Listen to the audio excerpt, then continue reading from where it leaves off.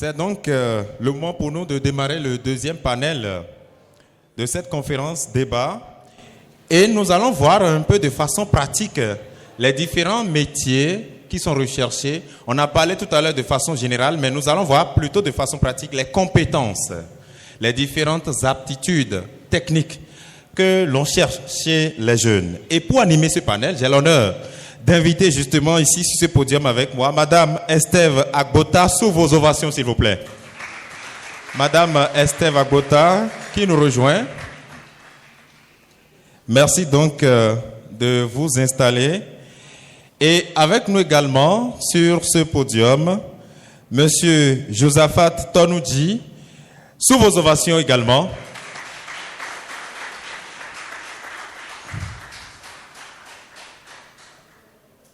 Monsieur Josaphat Tonouji qui nous rejoint sur ce podium. Et peut-être aussi que nous aurons l'occasion d'être en compagnie de Monsieur Christian Modjanani qui nous rejoindra peut-être un peu plus tard dans ce panel. Alors, Madame Estève Agbota est la directrice générale adjointe de Greenkeeper Africa. C'est bien cela? Ça. Merci d'être là. Merci à vous. Alors, lorsqu'on dit Greenkeeper Africa, on parle de quoi réellement? Alors, bonjour à tous. Greenkeeper Africa, c'est une entreprise qui propose des solutions éco-responsables. Donc, on travaille principalement sur la jacinthe d'eau. Donc, c'est une plante invasive. On la transforme et on en fait des dépolluants industriels. Donc, c'est un produit qu'on propose aux entreprises, en fait, pour les aider à gérer les huiles usagées, par exemple. Donc, dans les garages, le port, etc. D'accord. Voilà. Alors, Monsieur Tonouji, vous êtes responsable client au sein donc de la société Ares SAS, Ares SAS, si on peut faire court. Vous êtes au Bénin depuis 10 ans, vous desservez aussi d'autres pays du continent africain. Mais parlez-nous un peu de votre entreprise Ares SAS. Bonsoir monsieur le journaliste, bonsoir cher public. Merci beaucoup à vous pour l'invitation. Alors, Ares SAS est une structure spécialisée dans les énergies renouvelables. D'accord. Vous l'avez dit, nous sommes en train de travailler depuis maintenant 10 ans. Et nous sommes également dans la sous-région, dans plusieurs pays de la sous-région. Voilà. Donc vous êtes dans les énergies renouvelables et vous faites quoi concrètement, de façon pratique, au quotidien? Qu'est-ce que votre entreprise produit? Ben voilà, c'est une très belle question. On apporte des solutions à nos populations. Des solutions très importantes en ce sens que aujourd'hui, vous le savez, au Bénin, plusieurs zones ne sont pas encore électrifiées. Des gens ont des besoins très basiques à satisfaire, à savoir l'éclairage, la recharge de téléphone, l'accès à l'information via la radio ou la télévision. Alors nous avons de ces produits-là que nous mettons à leur disposition avec naturellement des facilités de paiement. Donc vous voyez, Ares aujourd'hui interagit pour l'inclusion financière et nous luttons valablement contre les discriminations de tout genre. Parce que vous êtes à Cotonou, vous avez tout ce que vous voulez. Nos frères et sœurs qui sont au village n'ont pas forcément cela. Nous, on leur apporte ces solutions-là. Très bien. Voilà. Alors, Madame Agbota, au niveau de Greenkeeper Africa, c'est sûr que vous entrez aussi en contact avec des jeunes, au-delà de ce que vous faites au quotidien en tant qu'entreprise. Et là, nous nous adressons à des jeunes qui sont peut-être sur le point de s'insérer dans le monde professionnel. Est-ce que de votre position en tant qu'entreprise, et là ce n'est pas Madame Agbota qui parle, mais peut-être c'est son entreprise, est-ce que vous vous confrontez peut-être à des profils de jeunes? Et si c'est le cas, est-ce que vous arrivez quand même à trouver dans la masse peut-être des profils intéressants pour vous? Alors, oui et non. Déjà, quand on parle de profil, donc on parle de compétences. Oui. Quand on parle de compétences, il y a 3 aspects. Il y a l'aspect technique, donc on a un diplôme en environnement ou en écologie, peu importe. Il y a les compétences transversales, donc tout ce qui va être la stratégie, donc comment voir au-delà en fait de ce qu'on a appris pour prévoir l'avenir. Et puis il y a les compétences relationnelles, le comportement, la courtoisie, la communication, etc. Donc, c'est important de savoir que c'est facile, entre guillemets, d'avoir quelqu'un qui a la technique. Si vous avez tous un diplôme en électricité, vous avez la technique. Maintenant, nous, ce qu'on recherche, c'est est-ce que vous savez vous comporter? Est-ce que vous êtes curieux? C'est important d'être curieux. Oui. C'est important de devancer un peu la réflexion. Quand vous allez voir votre manager, est-ce que vous y allez avec des problèmes ou vous y allez avec des solutions? Le DG de Greenkeeper, par exemple, a l'habitude de nous dire « Ne venez pas me voir avec des problèmes, venez avec des solutions ». Si vous rencontrez un problème dans l'entreprise, est-ce que vous allez voir votre manager en disant « Ok, on a un problème, on fait quoi ?» Ce qu'ils veulent, c'est que vous allez leur dire « On a rencontré un problème, j'ai fait mes recherches, voilà le problème, j'ai essayé de trouver 1, 2, 3 solutions, voilà ce que ça coûte de mettre en place cette solution, moi je vous propose ça. » C'est ce qu'on recherche surtout aujourd'hui. Parce qu'il y a beaucoup de... Oui, il y a beaucoup de personnes qui ont le diplôme. C'est ça. Mais quand on les rencontre en entretien ou quand après ils sont engagés, on se rend compte que ça ne va pas au-delà de ça, quoi. D'accord. Donc vous cherchez la curiosité d'abord? Oui, mais pas que. C'est vraiment ce qu'on appelle soft skills, voilà. Oui. C'est... oui, la curiosité, c'est le dynamisme, c'est aller au-devant des choses, avoir l'esprit critique. On ne veut pas des exécutants. On ne veut pas quelqu'un qui on lui dit de faire ça et puis il fait ça et c'est tout. Il faut vraiment prendre l'entreprise aussi comme vous faites partie de l'entreprise. Donc si vous n'arrivez pas à évoluer, l'entreprise ne peut pas évoluer. Donc il ne faut pas vous différencier en fait de l'entreprise et de vos collègues. D'accord. Alors, M. Tanoudji, la même question se pose avec acuité. Et là, je vous la repose au niveau de votre société, par exemple. Qu'est-ce que vous recherchez chez un jeune diplômé? Lorsqu'il vient vous voir et il cherche du travail, il a peut-être le profil que vous cherchez en termes de domaine de formation. Il a fait les énergies renouvelables peut-être. Mais au-delà de son diplôme, que recherchez-vous, vous? Ok, merci bien pour cette question très importante. Alors, ce qui est recherché, ce n'est pas nouveau, hein? Ce n'est pas nouveau. En dehors du profil que beaucoup ont, il y a ce qu'on appelle les compétences additionnelles. C'est-à-dire? C'est en fait ce que je vais beaucoup plus développer. Oui. Vous imaginez, lorsqu'on lance un appel pour un poste, vous avez plus de 100, plus de 200 candidatures. Des gens qui ont le profil, le même diplôme.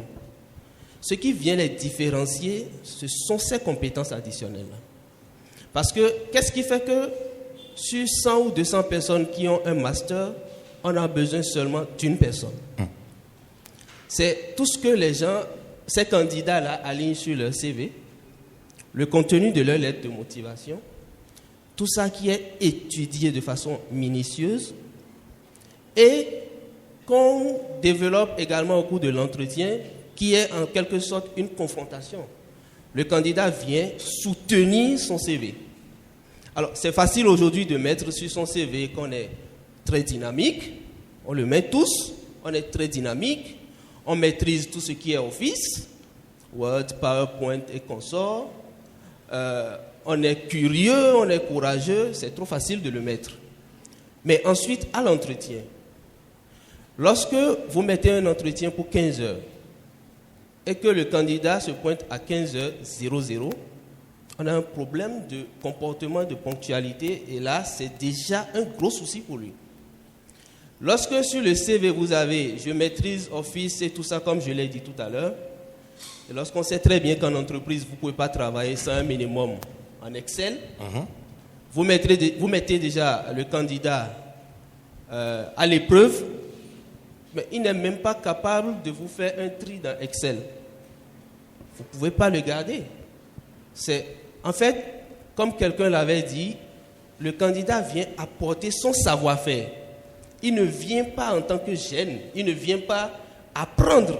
C'est vrai, il vient apprendre des expériences, mais il ne vient pas apprendre, par exemple, Office en entreprise. C'est des choses qui viennent après, mais il a un minimum. Donc voilà quelques exemples de compétences additionnelles dont je parlais. Et En réalité, lorsqu'on parle du monde de l'entreprise, ce n'est pas forcément un monde difficile. Parce que sur un CV, ce qui est très très important aussi, ce sont les expériences. Oui. Et quand on parle d'expérience, j'ai entendu tout à l'heure, on demande souvent 5 ans d'expérience, 3 ans d'expérience. Les expériences, en réalité, ce n'est pas quand vous commencez par travailler, par gagner un salaire qu'on parle d'expérience. Non, non, c'est une erreur. Lorsque vous êtes en première année d'université, vous avez fini la première année, vous êtes admis, vous êtes en vacances, cherchez un stage. Un stage n'est pas forcément ce qui est rémunéré, hein, vous le savez. Alors, lorsqu'on démarre un stage et qu'on fait un stage, c'est une expérience. Je le fais en deuxième année, je le fais en troisième année, je le fais. Vous voyez, à la licence, j'ai déjà emmagasiné de l'expérience. Et c'est quelque chose qui m'a apporté un gros plus que je vais vendre après sur mon CV, que je vais mieux défendre au lieu d'attendre d'avoir ma licence et d'aller faire comme tout le monde 3 mois de stage académique pour soutenir. D'accord. Oui, vous voulez ajouter quelque chose? Oui, alors j'aimerais rajouter quelque chose. Tout à l'heure, on parlait de savoir se vendre. Oui. Vous avez parlé de profil. Oui. En fait, tout commence derrière votre ordinateur ou quand vous vous présentez devant l'entreprise chez qui vous avez envie de travailler. Quand vous répondez à une offre d'appel, à une offre d'emploi, la première des choses que l'entreprise, que le recruteur va voir, c'est votre CV. C'est la manière dont vous avez présenté votre CV. Savoir se vendre, ça commence par ça en fait. J'ai déjà eu à faire des dépouillements de CV. Il faut que vous facilitez la tâche au recruteur. Si on reçoit 100 CV, nous, on veut y aller vite. On n'a pas un mois pour dépouiller les CV. Donc, vous, votre objectif, c'est de faire en sorte que, quand j'ai 10 CV ici, je vois ça, je dis, OK, lui, déjà, il m'a tapé dans l'œil. Je veux voir ce qu'il me dit. Ça passe par quoi? Le fond et la forme. On a beaucoup de CV stéréotypés. En fait, toutes les entreprises ont le même CV. Il faut les adapter à ce que l'entreprise veut, à ce que l'entreprise recherche. Il faut être authentique. Il ne faut pas les fautes d'orthographe, la forme. On peut avoir une police en haut et avoir une différente police en bas. C'est des petits trucs qu'on croit qu'ils ne sont pas importants, mais c'est très important. Ça se voit tout de suite. Hein. S'il y a un espace en trop, ça se voit tout de suite. Donc, il faut vraiment faire attention à ça. Tout ça peut aussi montrer si le candidat est organisé ou pas. Oui, bien sûr. Bien sûr. Donc, vous pouvez avoir un doctorat et si votre CV n'est pas bien écrit, ça ne passe pas. On va vous recaler tout de suite. Surtout qu'on recherche, on reçoit beaucoup de CV, quoi. C'est ça. Voilà. Alors, au-delà des aptitudes que vous avez énumérées tout à l'heure, ce candidat-là qui a le dynamisme en lui, qui a envie d'aller au-delà de ses compétences acquises de façon théorique à l'école d'abord, qui a la curiosité, parfois, il y a certains candidats qui, après avoir entendu cela, vont en entretien et peut-être versent dans l'excès de zèle. Où on se dit, ben lui, c'est un impoli, pourquoi doit-il nous dire qu'il est une star, etc. Comment est-ce qu'on peut trouver le juste milieu entre ne pas être trop timide devant l'employeur et ne pas aussi verser dans la vulgarité ou dans l'excès de zèle après? Je pense que ça s'apprend, c'est ça qu'on appelle soft skills. Oui. C'est ça qu'on apprend, savoir-être, savoir-vivre. Ça s'apprend, il faut rester soi-même en fait. Il ne faut pas avoir peur de poser des questions, il ne faut pas avoir peur de dire je ne sais pas, mais en même temps, il ne faut pas, pour compenser peut-être ce manque-là, faire croire que, vous voyez, lever les épaules et tout, ça s'apprend. D'accord, oui, ça s'apprend. Ouais. Et chez vous, par exemple, vous avez vu des cas comme ça une fois en entretien? Alors, ça peut arriver, peut-être pas au sein de Greenkeeper, mais dans mon expérience, ça peut arriver, oui, qu'on voit des profils. Alors, soit ils sont très en arrière, très réservés, soit très imbus de leur personne. Donc, oui, il faut savoir trouver le juste milieu et se dire que l'entreprise a besoin de vous, mais vous avez aussi besoin de l'entreprise. Mais la différence, c'est que l'entreprise a plusieurs candidats, vous êtes en compétition. Donc, qu'est-ce qui va faire, on pose souvent la question, qu'est-ce qui va faire qu'on va vous prendre vous et pas telle personne? La réponse, c'est pas de dire j'ai le bon diplôme ou j'ai de l'expérience. Tout le monde a ça. Qu'est-ce qui fait que vous êtes différent? Donc, c'est important souvent les entreprises aussi vont demander des cas concrets. Par exemple, si le poste auquel vous postulez, on a besoin de quelqu'un de dynamisme ou de curieux, dans tout ce qui est recherche et développement, par exemple. Qu'est-ce qui me prouve, moi, que vous êtes vraiment curieux, au-delà de ce que vous avez mis sur votre CV? Peut-être que c'est une expérience dans votre vie personnelle ou dans votre vie professionnelle, mais il n'y a pas que le professionnel, en fait. Tout ce que vous vivez au quotidien, ça peut être une valeur ajoutée pour l'entreprise. Donc, il ne faut pas oublier de mettre ça en avant, de mettre votre personne en avant, en fait. D'accord. Voilà. Alors, monsieur Tonodji, dans ce contexte-là, justement, nous connaissons un peu comment nous formons nos jeunes, comment on forme aussi nos enfants, notre système éducatif. C'est vrai que les choses sont en train de changer, on l'a entendu dans le panel précédent. Mais lorsque je sors de l'université, on ne m'a peut-être pas formé vraiment en tant que tel à aller à un entretien d'embauche. Je connais tout de façon théorique, j'ai mon domaine, j'ai mes diplômes. Alors, est-ce que avant de pouvoir avoir ces attitudes-là, je dois suivre d'autres formations? Comment est-ce que je dois me préparer pour être sûr que je réponds aux normes, aux critères, pour pouvoir séduire un employeur? C'est très facile. Très facile en ce sens heureusement. que... Voilà. En ce sens que la formation que nous suivons, le diplôme que nous avons, en fait, on ne cesse de le dire, c'est pratiquement tout le monde qui l'a. Oui. Ce n'est qu'un parchemin, c'est le passeport. Mais ensuite, il faut un développement personnel, un minimum de développement personnel. La meilleure formation, c'est celle qu'on se donne soi-même. Vous imaginez que ce que vous découvrez par vous-même, ce que vous apprenez par vous-même, c'est cela qui reste vraiment. Oui, ça reste vraiment. Je vais à un entretien d'embauche, mais j'ai tout ce qu'il faut pour savoir comment est-ce qu'il faut que je me comporte, ce que je dois dire, ce que je dois faire ou ne pas faire. Il y a tellement de documents qui en parlent. C'est simple. Aujourd'hui, en tant que jeunes, nous avons tous accès à l'Internet. Au lieu d'en faire des choses qui ne sont pas bonnes, il faut se cultiver, se donner les moyens d'atteindre ses objectifs personnels. C'est déjà ça. Donc, en réalité, j'ai mon diplôme, j'ai postulé, on m'a appelé pour un entretien, mais j'ai tout ce qu'il faut pour me préparer. Me préparer psychologiquement pour réussir cet entretien. Mais en réalité, il y a quelque chose qu'on oublie. Le monde de l'emploi ne se prépare pas lorsqu'on a son diplôme. En réalité, on le prépare depuis toujours. Je m'explique. On sait qu'on ne doit pas venir au cours en retard. Mais lorsque vous vous habituez à venir au cours en retard, plusieurs sommations des enseignants, ça ne change pas. Les parents, ça ne change pas. Soyez sûr que vous irez à votre entretien d'embauche en retard.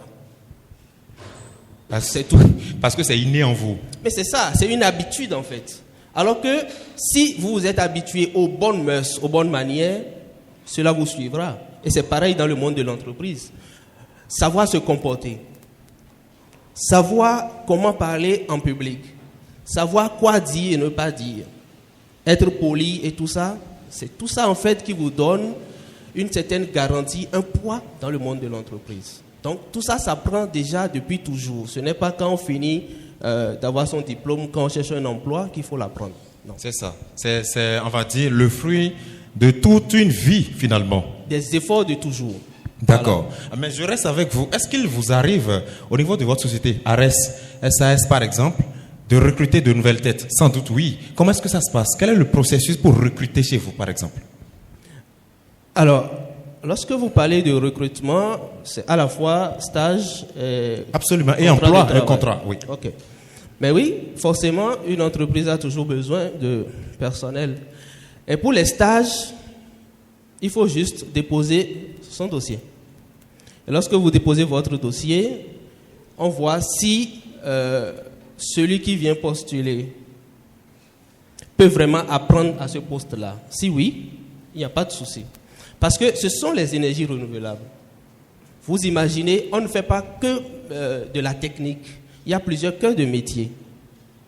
C'est une structure, il y a des financiers, il y a des gens qui sont spécialisés dans le marketing, il y a des techniciens et tout ça. Donc, quelqu'un qui vient déposer son dossier pour un stage, il n'y a pas de souci, il est pris. Et lorsque, au cours de ce stage, ça se passe très bien, mais il sera retenu. Non, attendez, vous dites, lorsque quelqu'un vient déposer un dossier de stage, il est pris automatiquement, c'est ça? Non. D'accord. En réalité, lorsque quelqu'un vient déposer son dossier pour un stage, il y a un travail préliminaire qui est fait. Très bien. Vous imaginez, il dit qu'il a une licence en énergie renouvelable. Oui. La moindre des choses, c'est de vérifier. Voilà. Donc, il y a un travail minimum qui est fait avant d'accepter son dossier de stage. Il fait son stage, et là, je dis, lorsque tout se passe bien pour celui-là, mais c'est clair qu'à la fin, il peut avoir un contrat de travail. Donc ça, c'est ce qui concerne l'entrée par un stage. Et lorsqu'on parle du recrutement proprement dit, ça passe par la formule qu'on connaît tous. Laquelle? Un appel est lancé, plusieurs postulent, on a un délai pour déposer les dossiers, ensuite il y a le tri qui se fait, et la DGA l'a bien dit tout à l'heure, on ne dispose pas d'1 mois ou de 2 mois pour faire ce tri, donc il y a un délai aussi. C'est ça. Il y a l'entretien qui est programmé pour recevoir les titulaires des dossiers qui ont été retenus. Et c'est au cours de l'entretien que plusieurs autres choses sont décelées. Et après, il y a la phase terminale. Donc, voilà un peu comment ça se passe. Mais rassurez-vous d'une chose, ARES c'est une structure privée. Et lorsque vous n'êtes pas curieux, vous n'êtes pas assez cultivé, il vous sera difficile de travailler dans une structure privée. Il faut savoir faire beaucoup de choses à la fois. C'est très important. On ne doit pas se limiter à ce qu'on a appris sur les bancs. On ne peut même pas tout apprendre sur les bancs. Il faut se découvrir soi-même, avoir un esprit ouvert au monde, apprendre beaucoup d'autres choses, et c'est ça qui fait votre force. Parce que quand on dit savoir se vendre, vous avez posé la question tout à l'heure, comment trouver le juste milieu entre ne pas être timide et ne pas être arrogant. Oui. Savoir se vendre, c'est savoir vendre ses expériences, ce que l'on a fait et comment est-ce qu'on l'a fait. Vous voyez.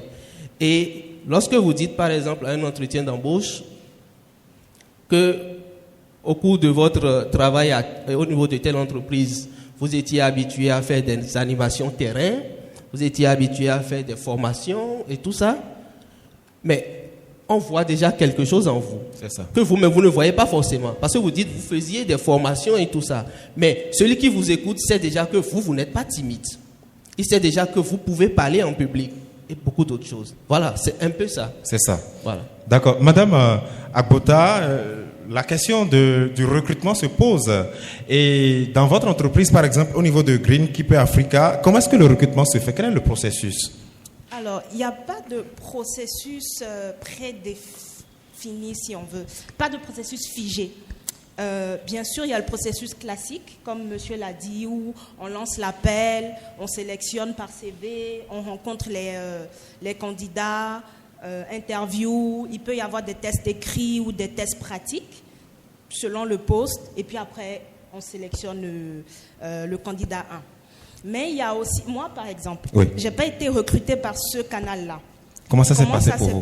Oui. 1 an avant, j'avais contacté le DG de Greenkeeper Africa parce que je cherchais. Moi, je suis en environnement. J'ai un master en génie de l'environnement. Donc, je voulais savoir quelles sont les opportunités au Bénin, qu'est-ce qui se fait, où est-ce que je peux travailler, où est-ce que je peux apporter ma valeur en gros. Donc, je l'ai contacté sur LinkedIn. LinkedIn, c'est important, c'est professionnel. Donc, si vous êtes en recherche, même si vous êtes déjà en train de travailler, c'est très important pour se construire un réseau. Je l'ai contacté sur LinkedIn, j'ai parlé de moi, j'ai envoyé mon CV, voilà ce que j'ai appris, voilà ce que je sais faire, j'ai vu ce que votre entreprise sait faire, comment est-ce que je peux vous aider en gros? Est-ce que vous auriez un besoin qui pourrait correspondre à ce que je peux apporter, en gros? Voilà, il m'a répondu et c'est 1 an après qu'il m'a recontacté parce qu'il y avait ce besoin-là. Un an après. Donc, c'est important de sortir aussi du processus traditionnel, quoi. Allez rencontrer, si vous avez envie de travailler dans une entreprise, allez rencontrer les gens de cette entreprise-là, juste pour discuter. Qu'est-ce que vous faites? Les gens qui ont le poste auquel vous avez envie de postuler, si on peut dire ça comme ça. Allez les rencontrer. Qu'est-ce que vous faites? Qu'est-ce que vous avez fait pour en arriver là? Juste, c'est pas pour trouver un emploi, c'est juste pour savoir. Et parce que vous aurez posé les questions, la personne en face aura peut-être trouvé de l'intérêt à votre profil et un jour, il vous contacte. Laissez votre CV, on ne sait jamais. Laissez votre numéro, prenez son numéro. S'il a LinkedIn, mettez-le en ami sur LinkedIn, si c'est possible, parce qu'il y a des profils qui sont bloqués. Et puis c'est comme ça, allez rencontrer des gens qui sont dans votre secteur d'activité, allez vous renseigner qu'est-ce qu'ils font, soyez curieux en fait, sortez de chez vous. C'est pas juste aller à l'NPE par exemple ou envoyer un CV sur un site, tout le monde fait ça. Donc vous, il faut essayer de vous démarquer en fait. Voilà. C'est ça, très bien. Alors lorsque vous recrutez peut-être quelqu'un, une nouvelle tête, comment est-ce que vous arrivez à former cette personne-là? Est-ce que vous la formez d'abord avant de l'exploiter à temps plein? Alors, on l'exploite à temps plein de toute manière. C'est ça. Mais oui, il y a forcément une formation. Ça va dépendre du niveau de la personne qu'on engage. Mais même si c'est quelqu'un de confirmé, il y a un minimum de formation parce que c'est une nouvelle entreprise pour elle. Et ce que cette personne a appris dans une autre entreprise ou ce que cette personne a appris sur les bancs, c'est pas la même chose qu'elle va peut-être venir mettre en pratique dans l'entreprise actuelle. Donc oui, il y a un minimum de formation, il y a un minimum de suivi avant que cette personne soit complètement autonome. J'imagine que la durée de la formation dépend de ses prérequis à lui. Oui, c'est ça exactement. Très bien. Ça dépend aussi du niveau, du poste, etc.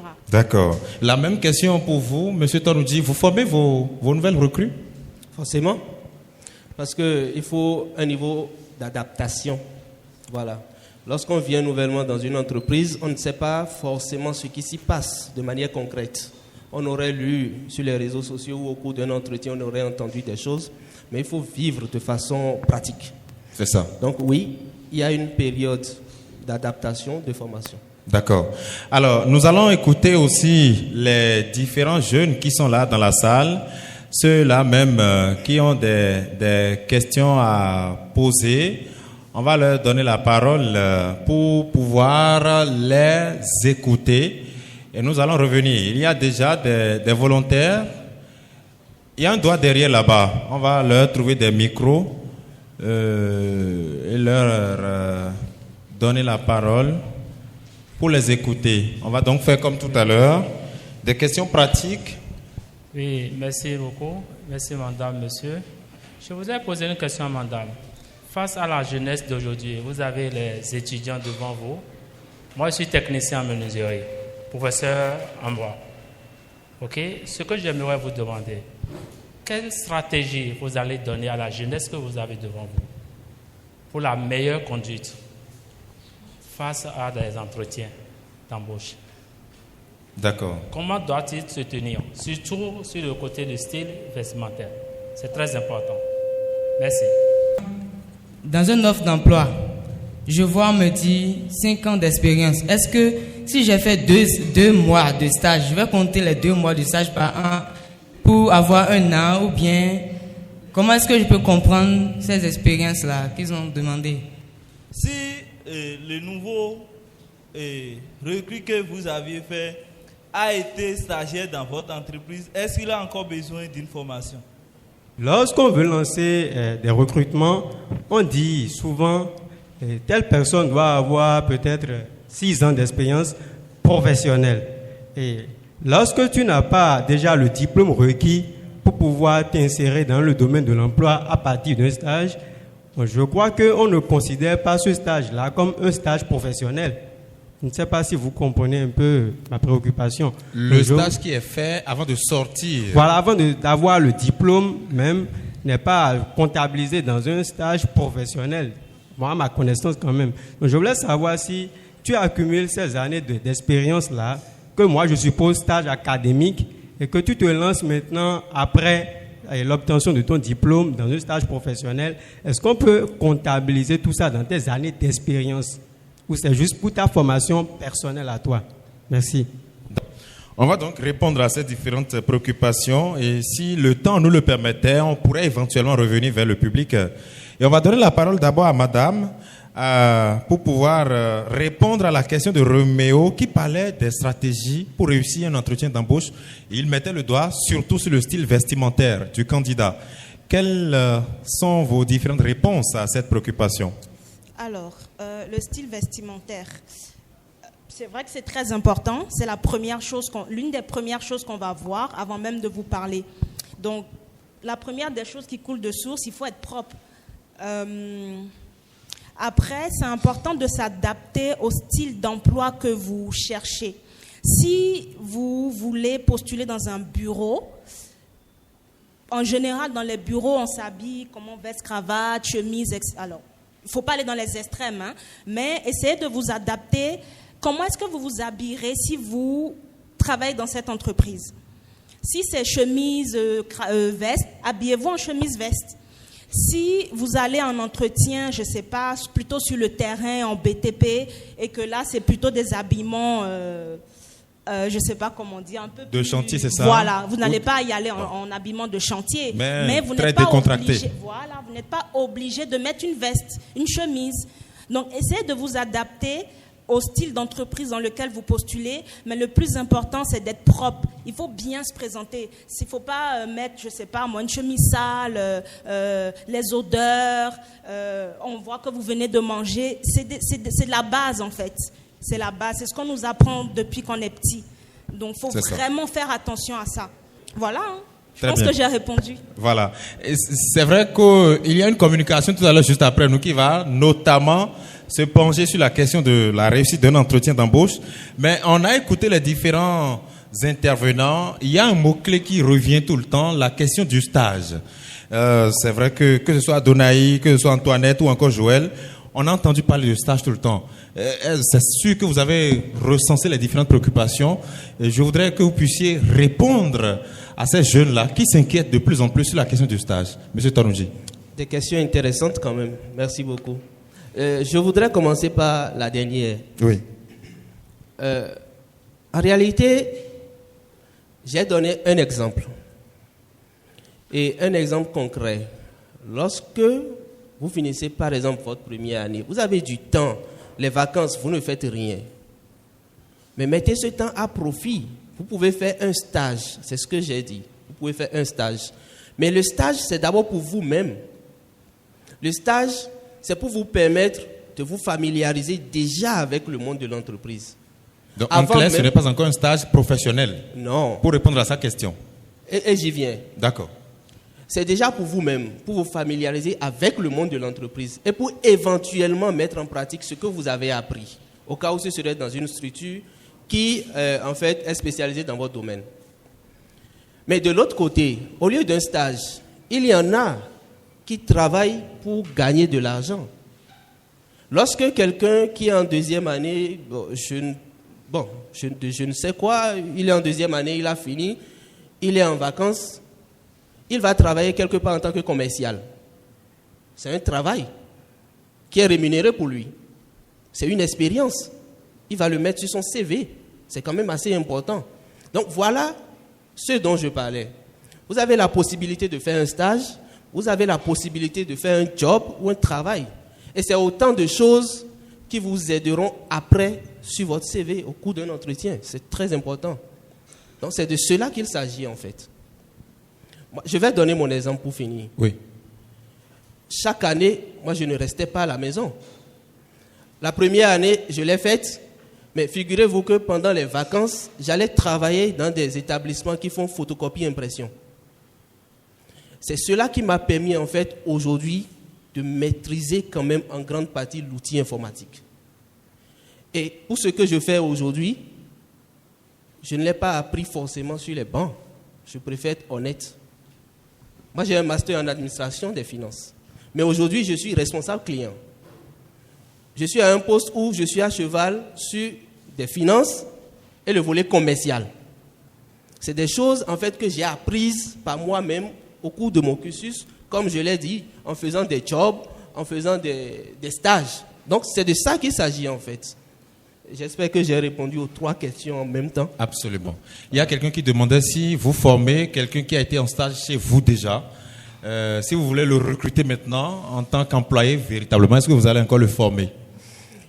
Oui, ça dépend. Parce que en réalité, les attributions que l'on a en tant que stagiaire ne sont pas les mêmes attributions que l'on a en tant que personnel. Déjà, les contrats ne sont pas les mêmes et le niveau n'est pas forcément le même. Alors, quelqu'un qui est stagiaire, il n'a pas forcément droit, je dirais, à toutes les plateformes de gestion, par exemple. Donc, lorsqu'il a un contrat de travail, il faudra le former dessus. Donc là, c'est important. Je fais mon stage. C'est clair qu'au cours de mon stage, je ne vais pas faire des photocopies. En tout cas, à ARS, ça n'existe pas. Vous allez travailler de façon très pratique. Mais c'est clair que des informations ne seront pas à votre disposition comme quelqu'un qui a un contrat de travail. Alors, lorsque vous avez un contrat de travail ensuite, il y aura une formation. Bon, un exemple aussi pour finir. Oui. Moi, j'ai commencé à ARS en tant que stagiaire. J'ai fait un stage, on m'a renouvelé le stage, on m'a signé un contrat de travail en tant qu'assistant à un poste. J'ai été assistant pendant plusieurs années, avant maintenant d'être responsable client, qui est carrément un autre poste. Après le stage, il fallait faire une formation. C'est la moindre des choses, parce qu'il fallait découvrir plusieurs autres réalités pour pouvoir tenir. Et quand on parle de formation, ce n'est pas qu'on vous met assis, on commence par vous dire des choses, vous écrivez. Non, loin de là. Le titulaire vous montre, ou celui qui vous forme vous montre comment ça se passe. À vous de savoir comment vous garder pour aller très vite et pour être dynamique. Voilà. D'accord. Il y a une question que j'ai pour vous deux, avant qu'on ne conclue, parce qu'elle pense certainement aux lèvres de plusieurs jeunes qui sont là, qui nous écoutent, et qui ne l'expriment peut-être pas encore. On parle de la question de l'adhésion du jeune même à se faire former sérieusement, à aller faire des stages sérieusement, à accepter se sacrifier pour apprendre. Mais à côté de cette question, il y a une question existentielle. Les jeunes se disent, bon voilà, moi j'ai peut-être eu ma licence, j'ai mon master, je ne peux plus continuer forcément à demander de l'argent à mes parents, et donc je ne vise que directement un premier contrat, un salaire. Voilà qu'on me parle de la formation tout le temps.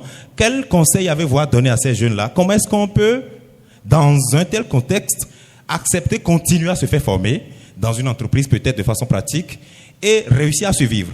Madame Apota. Waouh. Ok. Alors, moi, j'ai d'abord une question pour vous. Est-ce que vous aimez ce que vous faites?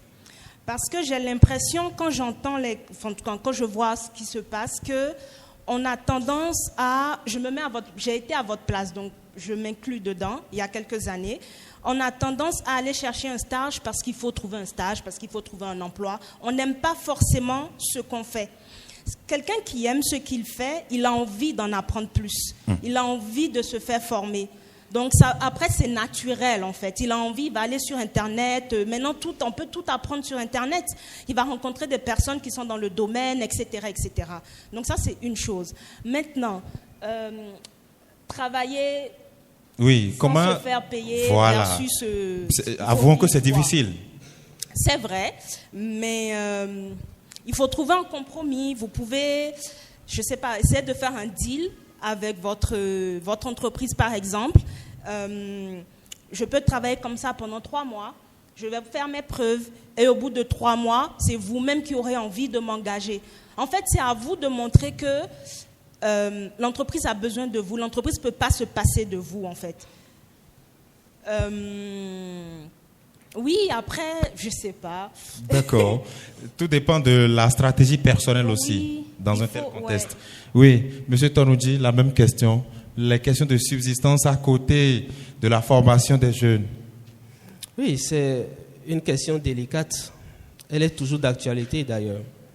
C'est vrai, vous avez raison. C'est difficile aujourd'hui pour plusieurs d'entre nous de joindre les deux bouts. Mais en réalité, ce n'est pas une raison pour aller de façon très brute dans le gain de l'argent. Parce que c'est le genre de choses qui ne dure pas forcément. Tout de suite, vous vous lancez dedans, vous arrivez à trouver quelque chose à faire. En réalité, vous n'avez pas trop les compétences. Je crois que M. Lokosu était ici. C'est ça. Il a expliqué qu'il a fait 9 mois au Canada à travailler sans percevoir un salaire. Absolument. Mais en réalité, c'est des choses qui sont très importantes. On n'a pas forcément besoin d'avoir une rémunération pour comprendre qu'on en apprend. C'est très important. D'accord. Et aujourd'hui, nous les jeunes, parce que j'en fais partie, on veut devenir riche tout de suite. Ce qui est une erreur. Il faut savoir évoluer de façon croissante, de façon dynamique et de façon très patiente. C'est très important. Et là, c'est un conseil que je suis en train de donner à mes jeunes frères qui sont là. Voilà. Merci. Beaucoup. On va donc recueillir 2 avis d'experts parce que je crois que c'est un des formateurs quand même qui manifeste le désir d'intervenir et aussi nous allons donner la parole à notre dame de l'autre côté. On va écouter notre formateur sur tout ce que nous disons. Je voudrais demander aux jeunes de ne pas s'inquiéter par rapport à cette affaire de nombre d'années d'expérience qu'on voit dans des offres d'emploi. Parce qu'il y a beaucoup de questions qui ont rapport à ça. Voilà, on est en train de finir. Nous n'avons pas les 3 années ou les 5 années d'expérience qui sont mentionnées sur cette offre d'emploi-là, mais ça nous plaît. N'en faites pas un souci, je vous en prie. Je dirais à 80% de ceux qui ont un emploi, surtout au niveau des entreprises, ça a toujours démarré par un stage. Définissez-vous des objectifs de vie. Essayez de vous projeter d'ici 5 ans, d'ici 10 ans. Où est-ce que je me retrouve? Où est-ce que je souhaiterais me retrouver en termes professionnels? Et sur cette base, identifiez les entreprises qui peuvent vous aider à atteindre vos objectifs. Allez vers ces entreprises-là. Insistez pour démarrer quelque chose. Et ça, souvent, on ne le fait pas. Vous allez, une première fois, on vous dit, bon, il n'y a rien pour vous pour le moment. Hein. Vous retournez tranquillement chez vous, et puis vous vous dites, bon, j'aurais tenté, n'est-ce pas? Mais non, il faut insister. Et si moi, je n'avais pas insisté, je ne serais pas aujourd'hui là où je suis dans cette entreprise. On m'a dit, je donne cet exemple-là tout simplement, on m'a dit, bon, c'est vrai, mais on est tout au début, quand on va avoir besoin d'un profil de ton genre, on va t'appeler. Le lendemain, je suis revenu, j'ai dit, je veux commencer, si possible, demain, sans argent, et je suis sûr que je vais vous apporter quelque chose. On m'a dit, mais ok, d'accord, comme c'est bénévolat, ça dit, c'est pas grave, acceptons-le. Mais quand j'ai commencé, tous les challenges auxquels j'étais face, je n'ai pas appris ça sur les bancs. Hein. J'étais allé sur Internet pour chercher. J'étais confronté à l'élaboration de plans d'affaires, en fait. Ça, c'est pour dire concret, ça. Il fallait ébaucher des plans d'affaires concrets pour aller décrocher des financements, pour mettre en œuvre des projets. Mais je n'ai pas, sur ma formation d'agro que j'avais eue là, eu vraiment ça. Mais il fallait le faire. Du coup, j'ai dû chercher sur Internet. C'est pour vous dire quoi? C'est pour vous dire que vous apprenez des choses qui vont permettre d'avoir... Mais, au-delà de ça, tentez de vous former au jour le jour sur des soft skills, des choses pratiques, concrètes, savoir-faire. D'accord. Que les gens ont besoin au niveau des entreprises ou bien au niveau des trucs publics. Donc, du coup, voilà, c'est un peu la contribution pour vraiment rassurer les jeunes. Tout le monde est passé par là. Et on a des postes aujourd'hui quand même. Voilà. Merci. Merci beaucoup à vous. Merci. Je vous prie quand même de l'ovationner, s'il vous plaît. On va donner la parole à madame. Elle est ici. On va donc lui donner la parole. Lors d'un entretien, il faut être honnête. Quand on est honnête, l'interlocuteur le sait tout de suite. Tu n'as pas besoin de dire j'ai telle expérience, j'ai tel nombre d'années de formation. Quand on est à l'extérieur, on se dit c'est difficile. Non, c'est pas difficile. Le premier pas déjà, c'est vouloir. Je veux avoir cet emploi dans cette entreprise-là. Ou c'est toute une entreprise qui m'appelle, mais je veux puisque j'ai des compétences. Mais comment je fais pour m'insérer, pour me vendre, sans toutefois, comme madame l'a dit, être imbu de sa personne. Avoir d'abord l'humilité pour dire, je veux apprendre, je suis prêt, je suis disponible. Quand vous êtes sur un site de production, c'est d'abord la disponibilité. Quand vous n'êtes pas disponible pour apprendre, ça ne sert vraiment à rien. L'autre chose aussi,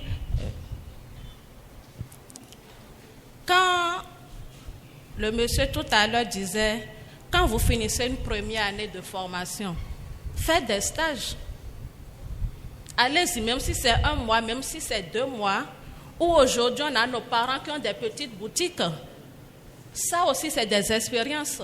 Quand vous venez à un entretien, à part ce que vous avez appris à l'école, qu'est-ce que vous avez fait d'autre? Insérez cela aussi dedans. Quand maman n'est pas là, voilà, j'assure la caisse, la vente, tout ça là, ça ouvre d'autres opportunités. Peut-être que le poste pour lequel vous avez postulé, on ne va pas vous prendre, on dira non. Sur ce point n'est pas trop apte pour occuper ce poste, mais on peut l'orienter vers un autre poste. Et là, vous venez dans l'entreprise, un temps de formation, et puis vous suivez. Moi, on m'avait pris comme assistant ressources humaines, mais là, je suis responsable ressources humaines, plus d'100 de personnes à gérer. Donc, voilà un peu ce que je peux dire. Merci. Merci beaucoup, madame. Voilà, on a donc parmi nous le directeur général de ARES, puisque nous avons quand même le responsable client de ARES. Il est parmi nous, on va lui donner la parole pour qu'il nous dise un mot de son expérience. La question de l'employabilité aujourd'hui va au-delà de ce que vous avez appris à l'école. Moi, j'ai eu la chance dans ma formation, j'ai eu une formation qu'on appelle plutôt pluridisciplinaire. J'ai appris plein de choses en même temps, ce qui permet de regarder peut-être la même chose sous un angle très différent. Moi, j'ai fait les mathématiques, j'ai fait l'économie, j'ai fini pas de l'énergie. Donc, j'ai fait un peu même de sociologie à un moment, parce que quand vous allez en zone rurale, même quand vous voulez proposer un service, il y a la façon dont vous vous identifiez dans l'environnement dans lequel vous atterrissez. Et l'employabilité, c'est très important parce que, vous voyez, en entretien, je ne sais pas ce qui a été dit plus tôt, mais quand vous faites des entretiens de recrutement, même de stage, parce que nous supposons aujourd'hui à RES que même un stagiaire, c'est quelqu'un qui vient apprendre et qui vient aussi donner. Parce qu'il donne de son temps, il donne de ce qu'il sait. À un moment en entretien, il y a des arbitrages à faire. Et ces arbitrages-là vont au-delà de votre CV. Parce qu'en fait, on ne vous connaît pas encore. Vous avez annoncé certaines capacités que vous avez et certaines ambitions que vous projetez avec l'entreprise. Et c'est pour ça qu'il est très important, au-delà de tout ce que vous avez appris, au-delà de tout ce que vous mettez en avant, d'avoir des aptitudes qui soient capables de rassurer aussi bien l'entreprise dans laquelle vous allez évoluer. Et surtout, le monde de l'entreprise aujourd'hui, il est très complexe parce que toute entreprise qui grandit fait face à des besoins peut-être même elle n'avait pas planifiés. Donc une de votre forces, c'est aussi de pouvoir montrer que, à part ce que j'ai appris à l'école, je peux apporter beaucoup d'autres choses. Merci infiniment à vous. C'est ici que nous clôturons ces échanges que j'espère bénéfiques pour cette jeunesse. Merci infiniment à vous, Josaphat Tonoudji, responsable client au niveau donc de ARES SAS. Merci infiniment d'avoir partagé ces moments avec nous. Merci bien à vous. Et merci aussi à vous, Madame Estève Agbota, directrice générale adjointe de Greenkeeper Africa. Merci d'avoir été là. Et c'est un plaisir pour moi d'avoir conduit ces échanges. Merci infiniment de nous avoir suivis de bout en bout. Peut-être en savez-vous un peu plus désormais sur ce qui vous attend pour pouvoir vous insérer comme il le faut dans le monde de l'emploi. Merci et à très vite.